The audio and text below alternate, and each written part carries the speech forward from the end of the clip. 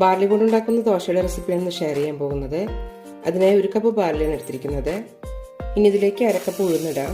കൂടെ തന്നെ 1 ടീസ്പൂൺ ഉലുവയും 3-4 പ്രാവശ്യം നന്നായി കഴുകിയെടുത്ത ശേഷം കുതിരാനായി വെക്കാം. ഏകദേശം ഒരു 6 മണിക്കൂറോളം കുതിരാനായി വെക്കേണ്ടി വരും. ബാർലിക്ക് നന്നായി കുതിർന്നിട്ടുണ്ട്. ഇനി ഇത് സ്മൂത്തായി അരച്ചെടുക്കാം. ഇനി ഇതിലേക്ക് 1/4 കപ്പ് കുതിർത്ത വെള്ളവില് കൂടി ഇടാം. ഒട്ടും തരിയില്ലാതെ തന്നെ അരച്ചെടുക്കണം. ഇനി ഇതൊരു ബൗളിലേക്ക് മാറ്റാം. മാവിലേക്ക് ആവശ്യമുള്ള ഉപ്പിടാം. നന്നായി മിക്സ് ചെയ്ത ശേഷം 8 മണിക്കൂറോളം പുളിക്കാനായി വെക്കാം.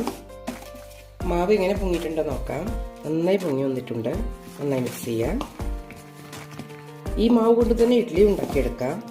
വെള്ളം ആവശ്യമാണെങ്കിൽ ചേർത്താൽ മതി. തവ ചൂടായിട്ടുണ്ട്. ദോശ ഒഴിക്കാം. ഇനി ഇതിലേക്ക് എണ്ണയോ നെയ്യോ ഇടാം. ദോശ ചോക്കാൻ തുടങ്ങിയിട്ടുണ്ട്. തിരിച്ചിടാം. ആയിട്ടുണ്ട്. എടുക്കാം. നല്ല ക്രിസ്പിയായ ബാർലി ദോശ റെഡിയായിട്ടുണ്ട്.